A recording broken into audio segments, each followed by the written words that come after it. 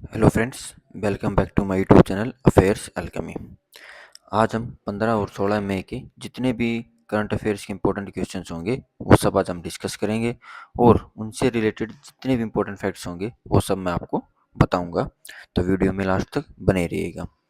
तो हमारा पहला क्वेश्चन होगा, हाल ही में केंद्रीय मंत्रिमंडल ने 20,667 करोड़ की लागत वाली किस रेल परियोजना को मंजूरी दी है?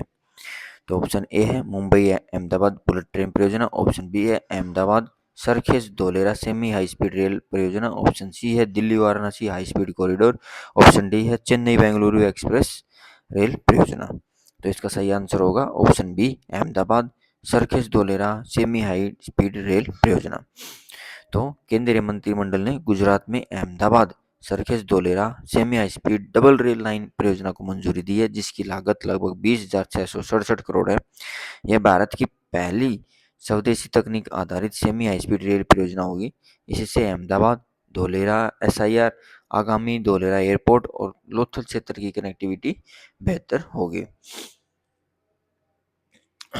और अगर हम बात करें कि कब तक इसका टारगेट है कि मतलब कब तक ये कंप्लीट हो जाएगी, तो इसका टारगेट है जो फाइनेंशियल ईयर 2030 से 31 के बीच में इसका कंप्लीशन का टारगेट है, पूरे होने का जो टारगेट लिया गया है।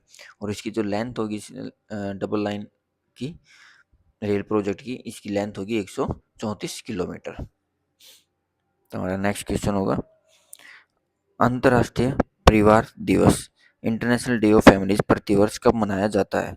तो इसका ऑप्शन ए है, ऑप्शन ए 10 मई, ऑप्शन बी 12 मई, ऑप्शन सी 15 मई, ऑप्शन डी 18 मई। तो इसका सही आंसर होगा ऑप्शन सी 15 मई।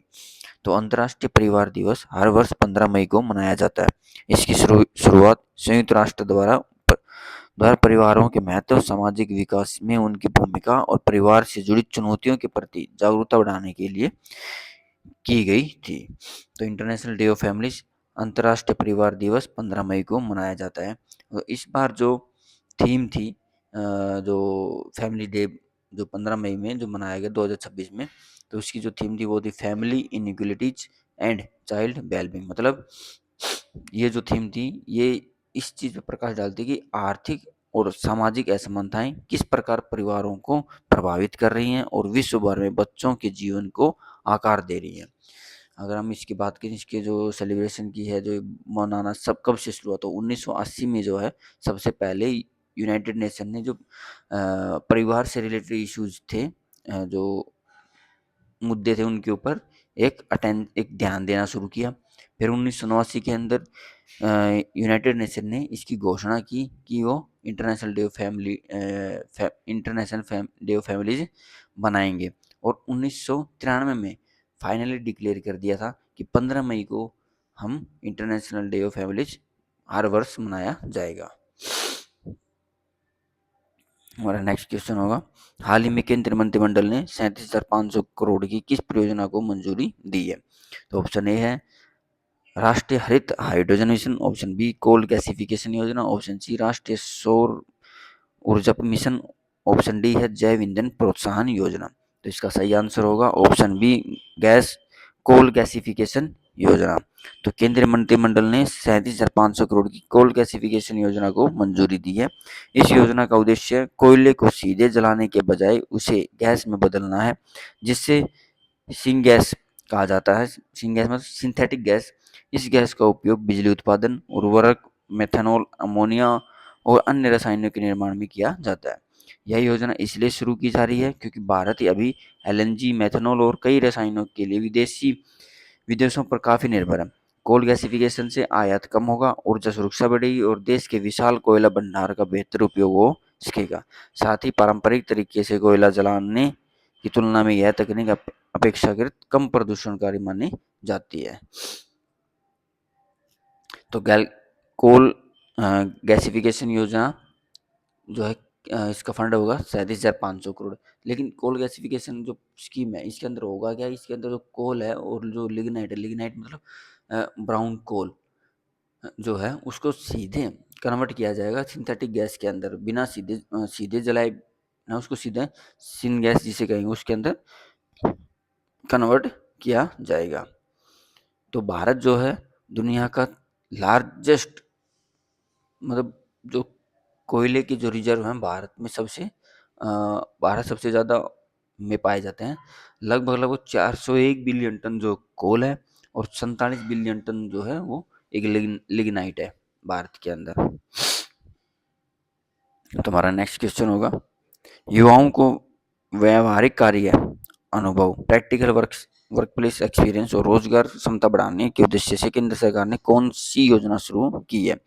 तो ऑप्शन ए है प्रधानमंत्री कौशल विकास योजना, ऑप्शन बी है प्रधानमंत्री इंटर्नशिप योजना, ऑप्शन सी है स्टार्टअप इंडिया योजना, ऑप्शन डी है डिजिटल इंडिया रोजगार योजना। तो इसका सही आंसर होगा प्रधानमंत्री इंटर्नशिप योजना, PMIS, prime minister internship scheme. तो केंद्र सरकार ने युवाओं को उद्योग में वास्तविक कार्य अनुभव दिलाने के लिए और उनकी रोजगार क्षमता बढ़ाने के लिए प्रधानमंत्री इंटर्नशिप योजना की शुरुआत की है। इस योजना के तहत युवाओं को विभिन्न कंपनियों और संस्थानों में इंटर्नशिप का अवसर मिलेगा, जिससे उन्हें कौशल विकास, कार्यस्थल का अनुभव और भविष्य में बेहतर रोजगार पाने में मदद मिलेगी। इसके अंदर जो एलिजिबल जो योग्य स्टूडेंट होंगे वो कौन कौन हो सकते हैं? ऐसे स्टूडेंट जी जो जो IIT से ट्रेंड है, ऐसे स्टूडेंट जो स्किल डेवलपमेंट सेंटर से निकले हैं, और यंग पीपल जो वर्क प्लेस के एक्सपोजर के लिए अपने आप को कैपेबल मानते हैं, वो ढूंढ रहे हैं, और ऐसे एप्लीकेंट्स होंगे जो फुल टाइम जॉब के अंदर नहीं है, फुल टाइम एम्प्लॉयमेंट नहीं है। और जो इस कोर्स जो स्कीम है इसकी जो ड्यूरेशन होगी वो होगी 12 मंथ्स की। और इस स्कीम के अंदर अगर हम बात करें तो इसके अंदर एक मंथली जो है भत्ता दिया जाएगा, स्टाइफंड दिया जाएगा, कंपनियों से एडिशनल सपोर्ट दी जाए मिलेगी, और इंश्योरेंस कवरेज भी इस स्कीम के अंतर्गत है, जो इस स्कीम के थ्रू अपने आप को जो है वर्क प्रैक्टिकल वर्क प्लेस जो है व्यवहारिक कार्य अनुभव के स्कीम के अंदर अपने आप को लाएगा, उसको एक इंश्योरेंस कवरेज भी मिलेगा। हमारा नेक्स्ट क्वेश्चन होगा, हाल ही में भारत सरकार ने चीनी के निर्यात पर प्रतिबंध कब तक बढ़ाया है? तो इसका ऑप्शन ए है मार्च 26, ऑप्शन बी जून 26, ऑप्शन सी सितंबर 26, ऑप्शन डी दिसंबर 26। तो इसका सही आंसर होगा ऑप्शन सी सितंबर 2026। तो भारत सरकार ने घरेलू बाजार में चीनी की उपलब्धता बनाए रखने और कीमतों को नियंत्रित करने के उद्देश्य से चीनी निर्यात पर प्रतिबंध सितंबर 2026 तक बढ़ा दिया है। भारत दुनिया के प्रमुख चीनी उत्पादक देशों में से एक है, इसलिए यह फैसला घरेलू आपूर्ति और खाद्य सुरक्षा को ध्यान में रखते हुए लिया गया है। तो चीनी के निर्यात के ऊपर प्रतिबंध कब तक लगाया गया है? वो लगाया गया है 30 सितंबर 2026 तक। तो किस चीनी के ऊपर ये बैन लगा है? ये बैन लगा है रो शुगर कच्ची चीनी के ऊपर। तो इस रो शुगर कौन सी होती है? ये जो पहली बार जो गन्ने का रस प्रोसेस किया जाता है और उससे जो निकलता है वो पूरी तरह शुद्ध नहीं होता, लेकिन इसे ही रो शुगर कहते हैं। इसमें जो मोलिसिस है जो है वो बचा रहता है। दूसरी वाइट शुगर के ऊपर बैन लगाया गया है, सफ़ेद चीनी के ऊपर। जो रो शुगर अगर उसको हम साफ़ कर दें तो इससे वाइट शुगर बनती है। आम तौर पर अपने घरों में जैसे चाय, मिठाई आदि सब में जो सबसे ज़्यादा जो यूज़ इसी का यूज़ होता है। फिर होती है तीसरी रिफाइंड शुगर, जो वाइट शुगर का और अधिक शुद्ध रूप माना जाता है। इसका उपयोग बेकरी में, चॉकलेट और कोल्ड ड्रिंक में होता है।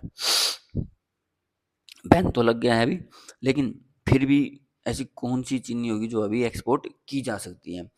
तो एक लिमिटेशन है, एक टर्म एंड कंडीशन है कि जो चीनी 13 मई 2026 से पहले पहले लोड हो चुकी है, लोड होना शुरू हो गई है कंटेनर्स में, वो एक्सपोर्ट की जाएगी, वो रोकी नहीं जाएगी।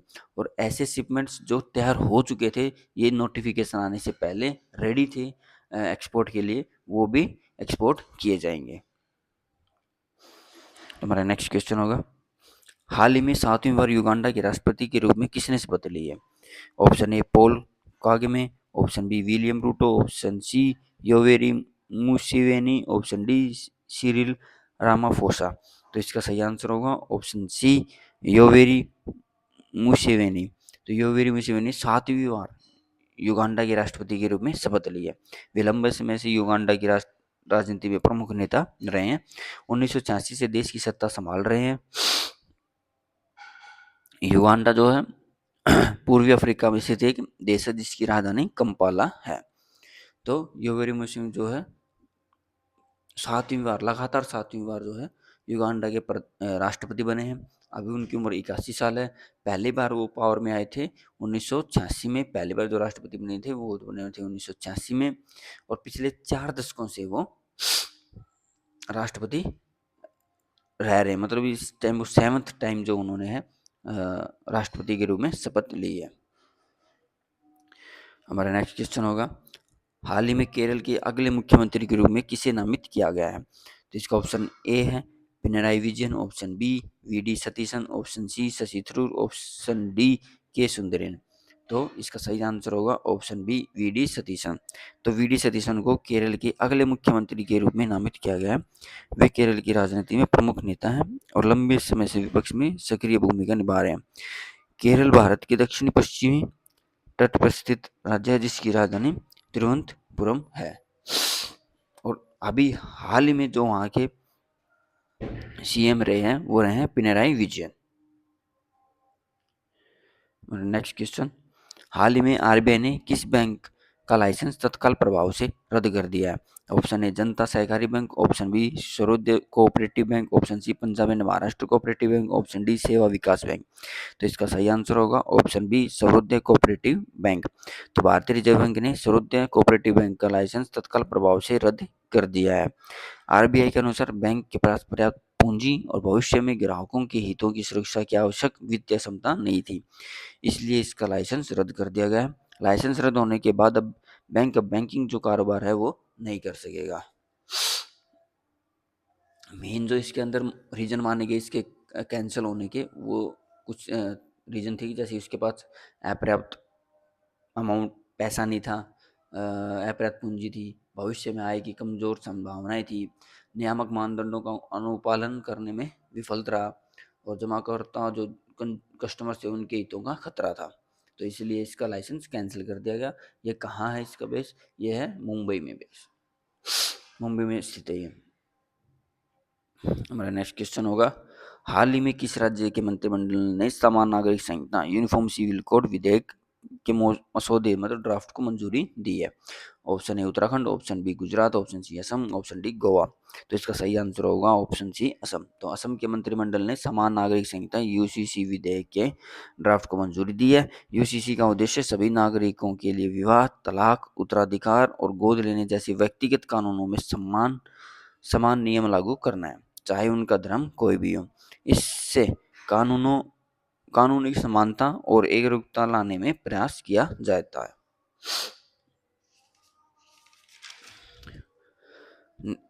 अब इसके तहत क्या होगा कि इसमें अगर हम बात करें तो ये मैरिज में डील करेगा, डाइवोर्स में करेगा, प्रॉपर्टी जो सक्सेशन होता है मतलब इनहेरिटेज जो प्रॉपर्टी उसके अंदर भी डील करेगा, जो लिव इन रिलेशनशिप रहते हैं विदाउट रजिस्ट्रेशन के तो उसके अंदर भी डील करेगा। इसके तहत ये होगा कि जो लिव इन रिलेशनशिप है उसका भी आपको रजिस्ट्रेशन करवाना है, और मैरिज रजिस्ट्रेशन भी कंपलसरी रहेगा, और डाइवर्स रजिस्ट्रेशन भी मैंडेटरी रहेगा।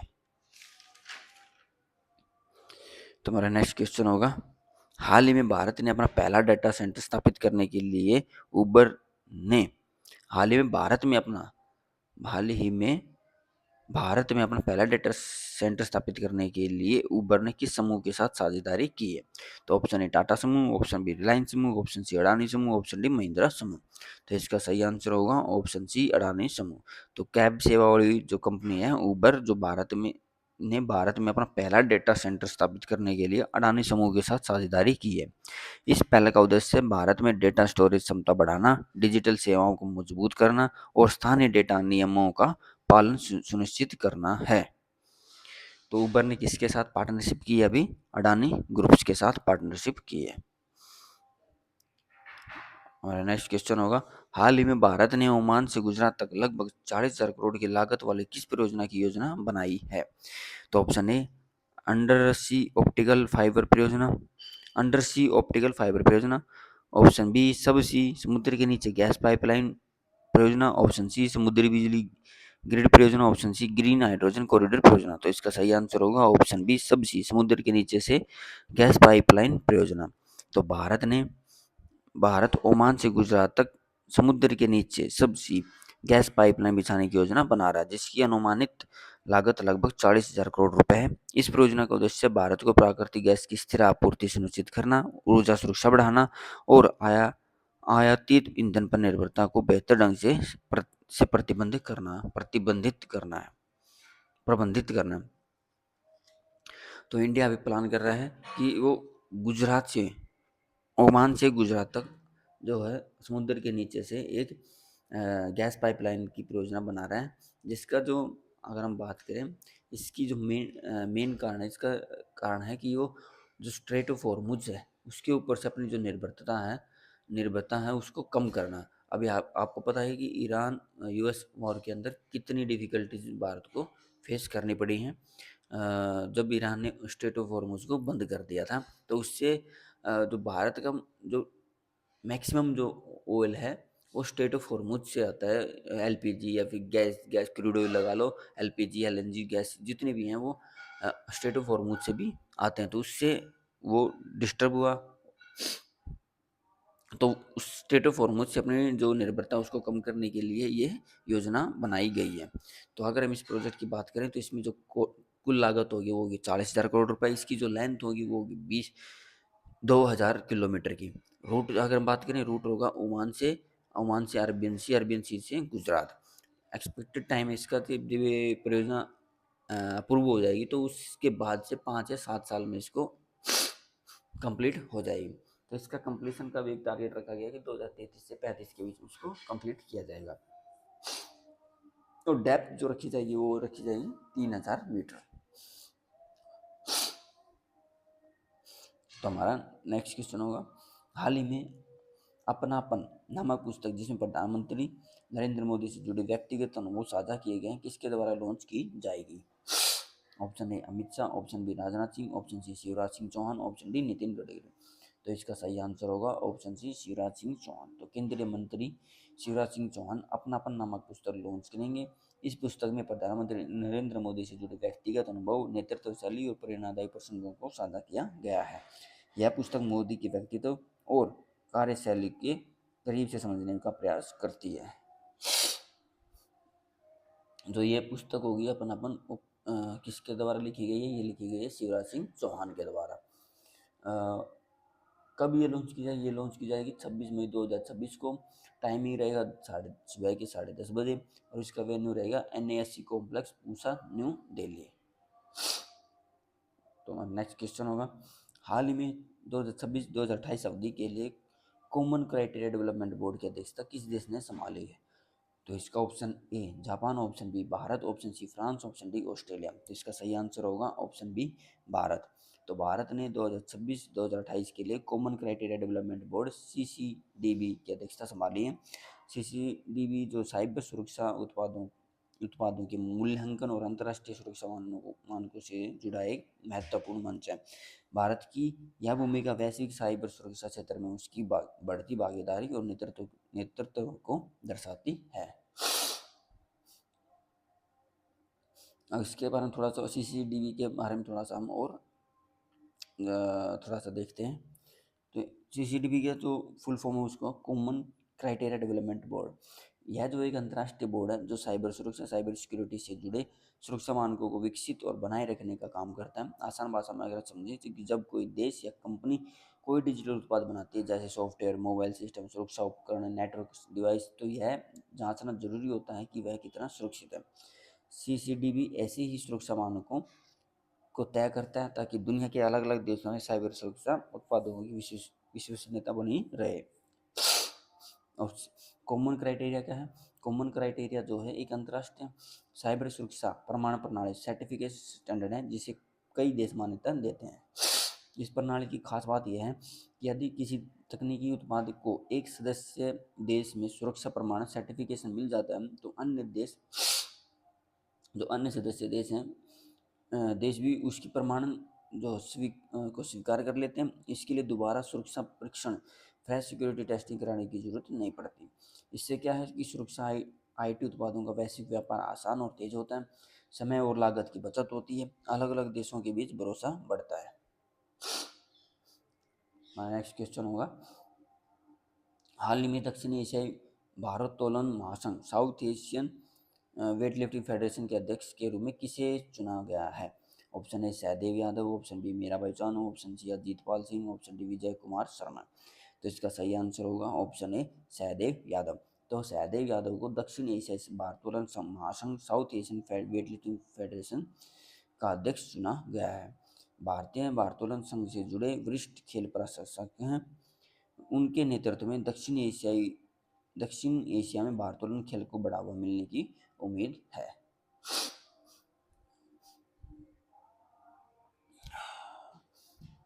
नेक्स्ट क्वेश्चन होगा, हाल ही में लद्दाख में 14,000 फीट की ऊंचाई पर स्थित हाई एल्टीट्यूड सिंचाई नहर का उद्घाटन किसने किया? Option A Narendra Modi, option B Vinay Kumar Saxena, option C Manoj Sinha, option D Amit Shah. तो इसका सही आंसर होगा ऑप्शन बी विनय कुमार सक्सेना। तो विनय कुमार सक्सेना ने लद्दाख में 14,000 फीट की ऊंचाई पर स्थित हाई एल्टीट्यूड सिंचाई नहर का उद्घाटन किया है। इस परियोजना का उद्देश्य ऊंचाई वाले शुष्क क्षेत्रों में सिंचाई सुविधा बढ़ाना और स्थानीय कृषि को समर्थन देना है। जो विनय कुमार सक्सेना है वो एलजी हैं, लद्दाख के एलजी लेफ्टिनेंट गवर्नर हैं लद्दाख के।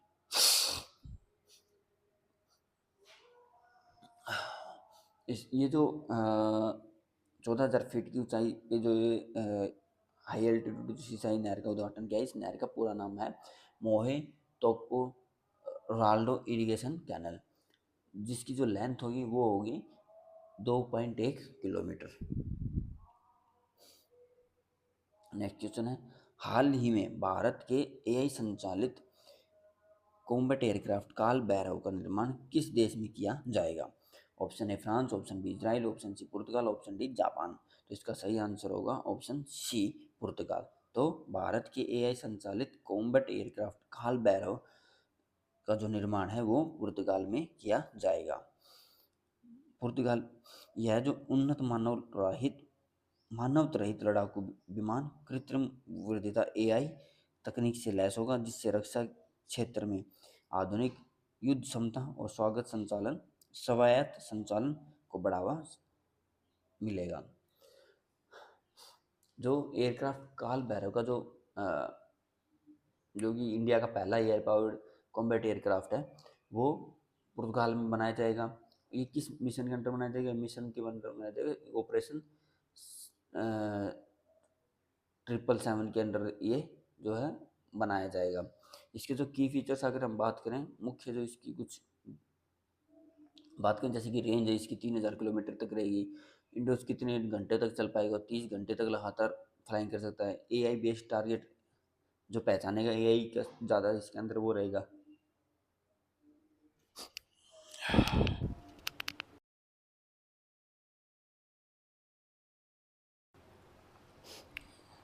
और जो ऑपरेशन 777 वो क्या है कि वो भारत की एक लॉन्ग टर्म रक्षा रणनीति है, जिसे वर्ष 2025 में शुरू किया गया था।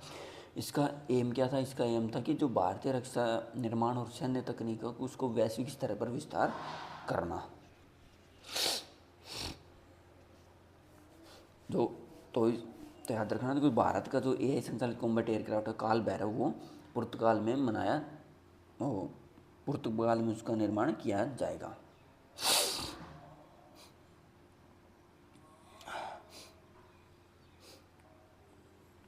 तो हमारा आज का विचार रहेगा जो कि दुनिया का सबसे महंगा बिस्तर अस्पताल का बिस्तर होता है, इसलिए अपने साधारण बिस्तर पर लेटते समय अपनी अच्छी सेहत के लिए आभारी रहो। इसका अगर सीधे तौर पे अगर हम बात करें तो आज के टाइम में जो लोग हैं वो पैसे के पीछे, दिखावे के पीछे बहुत ज़्यादा भागते हैं और वो अपनी सेहत के ऊपर ध्यान नहीं देते हैं।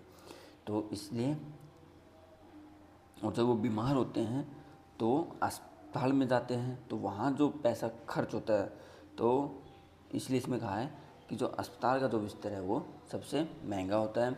और इसमें एक एडवाइस दी गई है कि आप अपनी सेहत का ध्यान रखें। तो सबसे जो अच्छा जो वेल्थ है वो से अपनी सेहत है। कहते हैं कि health is wealth. Okay friends, आज के लिए इतना ही। आपको हमारी वीडियो कैसी लगी ये कमेंट करके ज़रूर बताइएगा और वीडियो को लाइक और शेयर कीजिएगा। और आगे ऐसी ही करंट अफेयर्स पे वीडियोज़ के लिए मेरे चैनल को सब्सक्राइब कीजिएगा। Thank you. जय हिंद, जय भारत।